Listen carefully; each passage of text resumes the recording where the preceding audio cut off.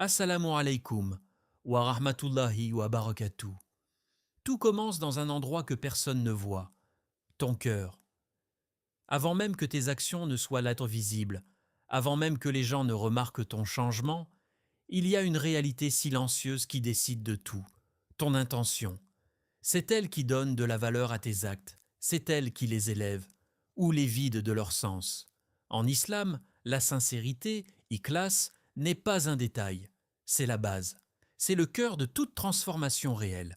Tu peux multiplier les prières, jeûner, donner en aumône, parler de religion, mais si au fond de toi, tu cherches autre chose qu'Allah, le regard des gens, leur validation, leur admiration, alors ton cœur restera insatisfait et ta transformation restera superficielle.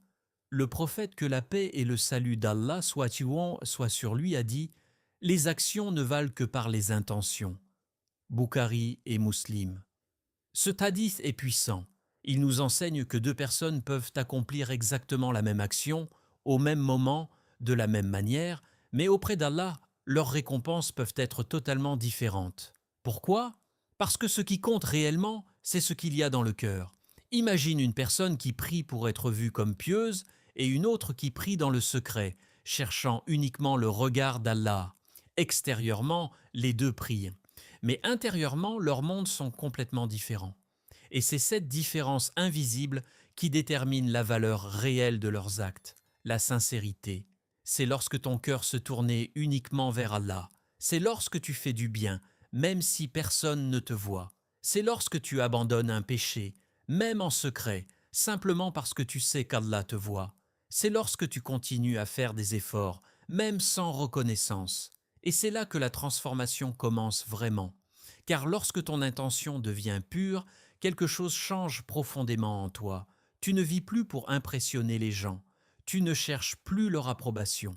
Tu n'es plus prisonnier de leur regard. Ton cœur se libère. Tu ressens une paix que rien d'extérieur ne peut apporter. Petit à petit, même les actions les plus simples prennent une valeur immense. Un sourire devient une adoration. Une aide discrète devient une lumière. Une prière faite avec sincérité devient un moment intime avec ton Créateur. Et ce qui est incroyable, c'est que la sincérité transforme même ta vie quotidienne. Tu peux travailler, étudier, aider ta famille, et tout cela peut devenir un acte d'adoration si ton intention est sincère. Mais la sincérité est aussi un combat intérieur constant, car l'ego aime être vu, aimé, reconnu. Il cherche les compliments, il cherche la validation, et c'est pour cela que purifier son intention demande un effort régulier. Les pieux prédécesseurs disaient que préserver la sincérité est parfois plus difficile que faire l'action elle-même. C'est pourquoi il est essentiel de revenir souvent à soi-même et de se poser cette question. Pourquoi je fais cela ? Est-ce vraiment pour Allah ou est-ce pour autre chose ? Plus tu te poses cette question avec honnêteté, plus ton cœur devient pur. Et plus ton cœur devient pur, plus ta relation avec Allah devient forte. La sincérité agit comme une lumière intérieure. Elle éclaire ton chemin, elle purifie tes intentions, elle donne un sens profond à ta vie. Elle transforme ton adoration, mais aussi ta manière de vivre, de penser, d'aimer. Et c'est là le secret. Une vie transformée ne commence pas par un changement extérieur spectaculaire, mais par une intention sincère, discrète, presque invisible, connue seulement d'Allah. Lorsque tu atteins cette sincérité, tu n'as plus besoin que les gens reconnaissent tes efforts, car tu sais que celui qui compte vraiment les voit, et cela suffit à remplir ton cœur. Il y a une illusion qui empêche beaucoup de personnes de changer. Penser qu'il faut d'abord être parfait pour revenir vers Allah, comme si l'on devait attendre d'avoir abandonné tous ses péchés, d'avoir corrigé toutes ses erreurs, d'être devenu irréprochable avant de faire le premier pas. Mais en réalité, c'est exactement l'inverse. En islam, le changement ne commence pas après la perfection. Il commence dans l'imperfection. Il commence lorsque tu décides de revenir vers Allah, même avec un cœur fatigué, même avec des fautes, même avec des regrets. Allah dit dans le Coran, « Ô mes serviteurs qui avez commis des excès contre vous-mêmes, ne désespérez pas de la miséricorde d'Allah. » Sourate Az-Zumar 39-53. Ce verset est bouleversant. Il ne s'adresse pas aux parfaits. Il ne s'adresse pas à ceux qui n'ont jamais fauté. Il s'adresse à ceux qui ont dépassé les limites, à ceux qui ont commis des erreurs, à ceux qui portent un poids dans leur cœur. Et malgré cela, Allah leur dit « Ne désespérez pas ». C'est une invitation directe, une porte grande ouverte, une preuve que peu importe à quel point tu t'es éloigné, le chemin du retour est toujours accessible. Le repentir sincère, Tauba, n'est pas simplement dire « je suis désolé ». C'est un retour du cœur vers son Créateur. C'est reconnaître ses erreurs, ressentir du regret et décider de changer, même progressivement. Et ce qui est magnifique, c'est que chaque retour vers Allah est accueilli, même si tu tombes encore, même si tu fais des efforts imparfaits, même si tu avances lentement. Ce qui compte, c'est que tu continues à revenir. Le prophète, que la paix et le salut d'Allah soient sur lui, a enseigné qu'Allah se réjouit du repentir de son serviteur. Imagine cela, le Créateur des cieux et de la terre se réjouit lorsque tu reviens vers lui. Cela montre à quel point ta démarche est précieuse. Beaucoup de personnes vivent avec un sentiment de culpabilité profond. Elles pensent que leurs péchés sont trop nombreux, trop lourds, trop graves. Elles se disent « Allah ne me pardonnera pas ». Mais cette pensée est une erreur. C'est une porte que Satan essaie de fermer, alors qu'Allah l'a laissée grande ouverte. Revenir vers Allah, ce n'est pas seulement effacer le passé, c'est recommencer une nouvelle vie. Chaque repentir sincère purifie ton cœur. Il enlève une couche de noirceur, il te rapproche de la lumière. Et petit à petit, tu ressens un apaisement que tu n'avais pas avant. Tu commences à prier avec plus de présence. Tu ressens plus de sérénité. Tu trouves du réconfort dans le rappel d'Allah. Ce sont les signes que ton cœur est en train de revenir à sa nature pure. Et même si tu rechutes, cela ne signifie pas que tout est perdu. Tant que tu reviens, tant que tu refuses d'abandonner, tu es toujours sur le chemin. Les pieux disaient que le croyant est celui qui tombe, mais qui ne reste pas à terre. Le retour vers Allah est un chemin, pas un moment unique. C'est un processus. Parfois, tu avances rapidement, parfois, tu ralentis, mais l'essentiel est de ne jamais couper ce lien. Chaque invocation que tu fais, chaque larme que tu verses, chaque effort que tu fournis, tout cela est vu par Allah, rien n'est perdu. Et ce qui est encore plus beau, c'est que le repentir ne te ramène pas seulement à ton point de départ, il peut t'élever à un niveau encore plus élevé, car une personne qui revient vers Allah avec sincérité développe une humilité, une conscience et une proximité avec Allah qu'elle n'avait pas avant. Ton passé ne définit pas ton avenir, ce qui le définit, c'est sa capacité à revenir vers Allah. Alors peu importe ce que tu as fait, peu importe où tu en es aujourd'hui, le vrai nouveau départ est à une seule décision de toi, revenir vers Allah. Beaucoup de gens cherchent un changement rapide, un moment fort, une motivation soudaine qui va transformer toute leur vie en un instant. Ils attendent le déclic, ce moment parfait où tout devient facile. Mais la réalité est différente. Les grandes transformations ne se construisent pas en un jour. Elles se construisent dans la répétition silencieuse des petits efforts. En islam, la constance, même dans de petites actions, est bien plus précieuse que des efforts intenses mais irréguliers. Ce n'est pas ce que tu fais une fois qui change ta vie, mais ce que tu fais régulièrement, même si cela paraît insignifiant. Le prophète, que la paix et le salut d'Allah soient sur lui, a dit « Les actions les plus aimées d'Allah sont celles qui sont constantes, même si elles sont petites. » Bukhari. Ce hadith nous donne une clé essentielle. Allah aime la régularité. Il aime voir son serviteur revenir vers lui encore et encore, jour après jour. Même si l'action est petite, sa constance lui donne une immense valeur. Lire quelques versets du Coran chaque jour peut sembler simple. Faire une courte invocation peut sembler banal. Prier avec un peu plus de concentration peut sembler difficile au début. Mais lorsque ces actions deviennent régulières, elles commencent à transformer ton cœur. La constance agit comme une goutte d'eau qui tombe sur une pierre. Une seule goutte ne change rien, mais des milliers de gouttes, jour après jour, finissent par creuser la pierre. De la même manière, les petits actes répétés finissent par façonner ton âme. Au début, tu peux avoir du mal, ton cœur peut être distrait, tu peux manquer de motivation. Mais si tu continues, même avec difficulté, quelque chose commence à changer en toi. Ta foi devient plus stable, ton cœur devient plus apaisé, tu ressens une connexion plus forte avec Allah. La constance discipline ton âme, elle t'apprend la patience, elle t'éloigne de la paresse spirituelle, elle te permet de rester connecté à Allah, même dans les moments où tu ne ressens rien de particulier. Et c'est justement là que se trouve le secret, continuer même lorsque l'émotion n'est pas là. Beaucoup de personnes adorent Allah lorsqu'elles se sentent motivées, puis abandonnent lorsque cette motivation disparaît. Mais la constance consiste à rester engagé, même dans les moments de faiblesse. C'est ce qui fait la différence entre une transformation temporaire et une transformation durable. Lorsque tu es constant, ta relation avec Allah ne dépend plus de ton humeur. Elle devient solide. Elle devient une partie intégrante de ta vie.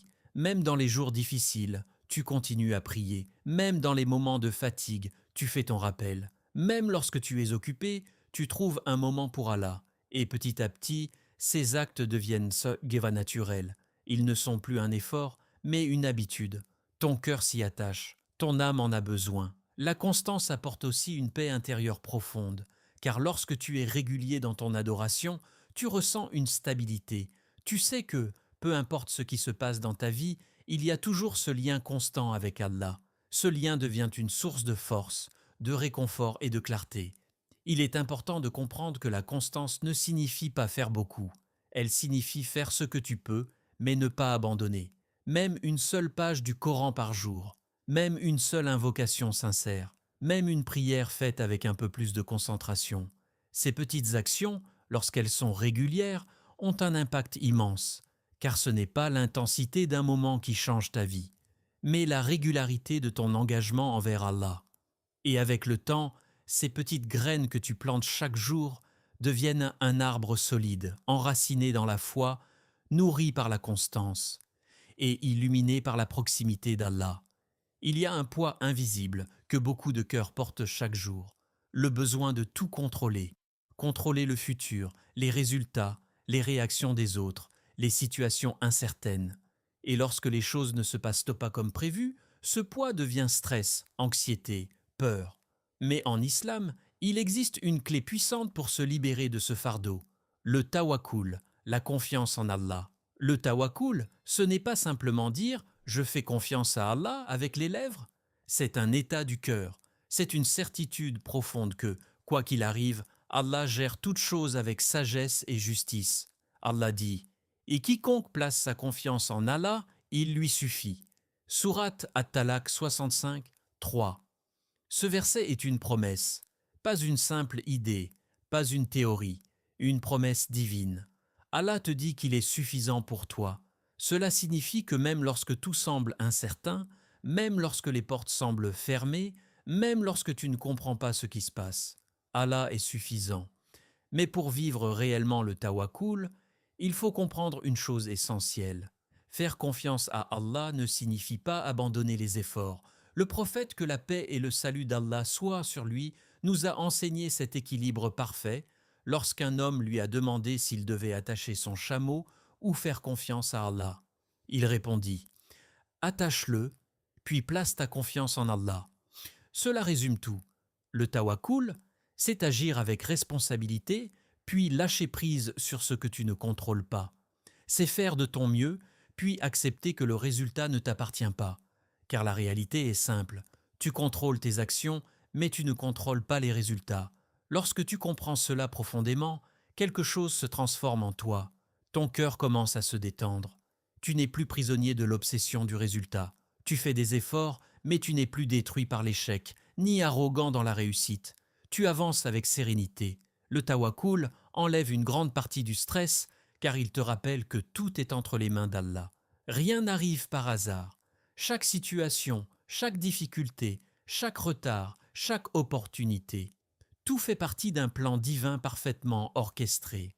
Parfois, tu veux quelque chose de très fort, mais cela ne se réalise pas, et tu te sens frustré, déçu, incompris. Mais avec le tawakkul, tu apprends à voir au-delà de l'instant présent. Tu comprends qu'Allah voit ce que tu ne vois pas. Peut-être que ce que tu voulais t'aurait éloigné d'Allah. Peut-être que ce retard te protège. Peut-être que cette épreuve te renforce. Le tawakkul, c'est croire que même lorsque tu ne comprends pas, il y a une sagesse, Et plus tu développes cette confiance, plus ton cœur devient léger.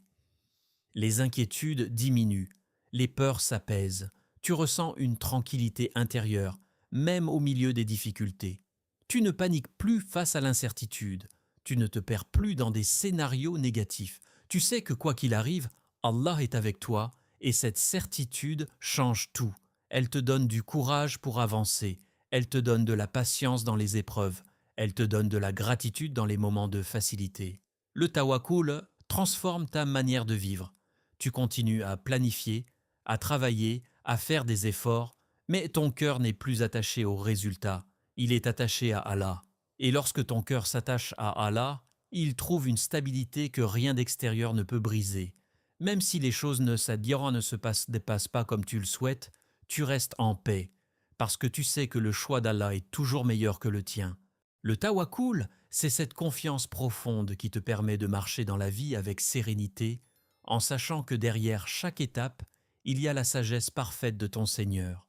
Il existe un secret en islam que beaucoup ignorent, un secret capable de transformer complètement ta manière de vivre.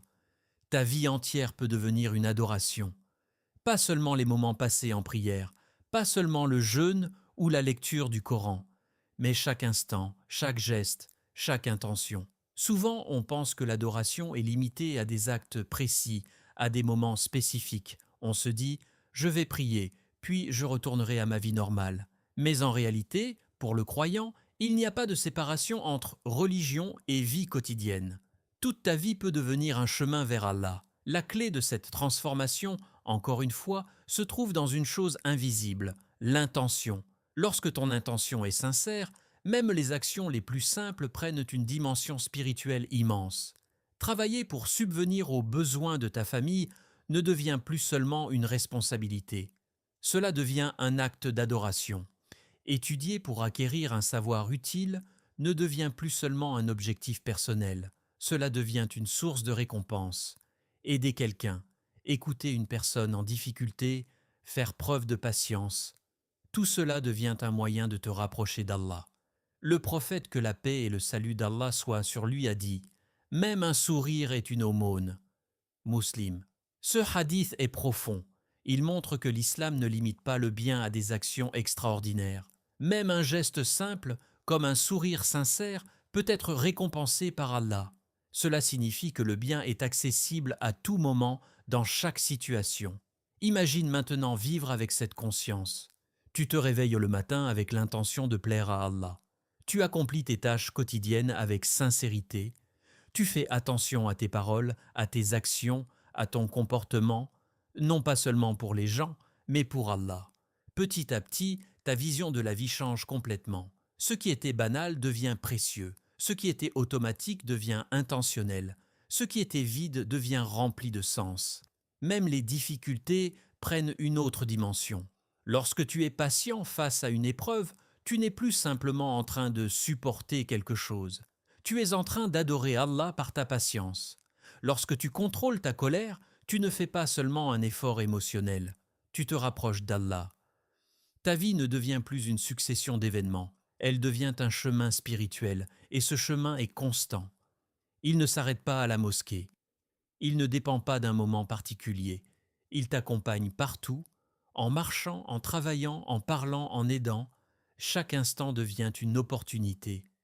Mais pour atteindre cet état, il faut être conscient. Il faut se rappeler régulièrement pourquoi on agit. Il faut renouveler son intention, car sans intention, les actions deviennent simplement des habitudes. Avec l'intention, elles deviennent des actes d'adoration. Les pieux prédécesseurs avaient cette capacité incroyable de transformer tout ce qu'ils faisaient en adoration, même leurs moments de repos, leurs interactions sociales, leur travail, tout était orienté vers Allah, et c'est cela qui donnait une profondeur unique à leur vie. Lorsque tu vis de cette manière, tu ne ressens plus de vide, tu ne te dis plus que ta vie manque de sens, car chaque moment compte, chaque action a une valeur, chaque instant te rapproche d'Allah. Tu ne cherches plus seulement à réussir dans ce monde, tu cherches à réussir auprès d'Allah. Et ce changement de perspective apporte une paix intérieure immense, car tu sais que rien n'est perdu, aucun effort, aucun geste, aucune bonne intention. Tout est vu, tout est compté, tout est récompensé. Ta routine quotidienne, qui semblait ordinaire, devient alors un chemin lumineux vers le paradis, un chemin construit jour après jour, intention après intention, pour te rapprocher de ton Seigneur. Le chemin vers une vie transformée n'est pas un mystère inaccessible, il est simple, mais profond. Il commence par la sincérité dans le cœur, se renforce par le retour vers Allah, grandit avec la constance, s'apaise avec la confiance en lui, et s'épanouit lorsque toute ta vie devient une adoration. Ce chemin n'exige pas que tu sois parfait. Il te demande simplement d'être sincère, de faire des efforts et de ne jamais abandonner. Chaque petit pas compte, chaque invocation, chaque prière, chaque intention sincère est une pierre posée dans la construction de ta transformation. Si ce message a touché ton cœur, alors ne le garde pas pour toi. Abonne-toi à l'Islam Connect, partage cette lumière autour de toi et sois une cause de bien pour les autres. Peut-être qu'un simple partage changera la vie de quelqu'un. Merci d'avoir ouvert ton cœur à cette parole.